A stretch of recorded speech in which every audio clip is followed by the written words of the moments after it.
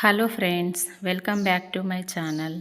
Friends, ఈరోజు మనం గురుకుల డిఎస్సిలో వచ్చే తెలుగు సబ్జెక్ట్కి సంబంధించి కొన్ని ముఖ్యమైన అంశాలను తెలుసుకుందాం. లాస్ట్ వీడియోలో మనం నన్నయ్య గురించిన ముఖ్యమైన అంశాలను తెలుసుకున్నాం. ప్రస్తుత వీడియోలో తిక్కన గురించి ముఖ్యమైన అంశాలు ఏమేమి ఉన్నాయో వాటిని గురించి ఒకసారి వివరంగా తెలుసుకుందాం.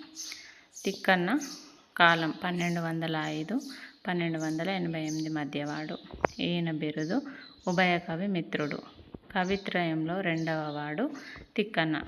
నిర్వచనోత్తర రామాయణాన్ని రచించాడు. తిక్కన 15 పర్వాలను మహాభారతంలో రచించడం జరిగింది. విరాట పర్వం నుంచి స్వర్గారోహణ పర్వం వరకు తిక్కన రచించాడు. తిక్కన శైలి సుందరమైన సరళమైన శైలిలో రాస్తాడు. తిక్కన పాత్రల భావాలను బాగా రాస్తాడు. మహాభారతం పూర్తి చేసింది తిక్కన. కవి బ్రహ్మగా బిరుదును పొందాడు. తిక్కన తండ్రి కొమ్మన్న.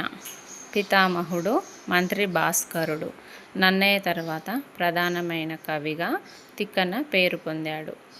తిక్కన రచనలు మహాభారతం, నిర్వచనోత్తర రామాయణం, విజయసేనం, కృష్ణ శతకం, కవి సార్వభౌమ ఛందస్సు ఇలాంటివి రచించడం జరిగింది. నిర్వచనోత్తర రామాయణాన్ని మనుమసిద్ధికి అంకితం చేశాడు. భారతాన్ని హరిహరనాథునికి అంకితం చేశాడు. ఓకే ఫ్రెండ్స్, మీకు ఈ వీడియో కనుక నచ్చినట్లయితే లైక్, షేర్, సబ్స్క్రైబ్ చేసుకోండి. మరిన్ని వీడియోస్ అందుబాటులో ఉంటాయి. ఈ వీడియోలో మీకు ఒక ప్రశ్న: తిక్కన ఎవరి ఆస్థాన కవి? దీనికి మీకు సమాధానం తెలిసినట్లయితే కామెంట్ చేయగలరు. Okay friends, bye. More videos update కోసం లైక్, షేర్, సబ్స్క్రైబ్ చేసుకోండి.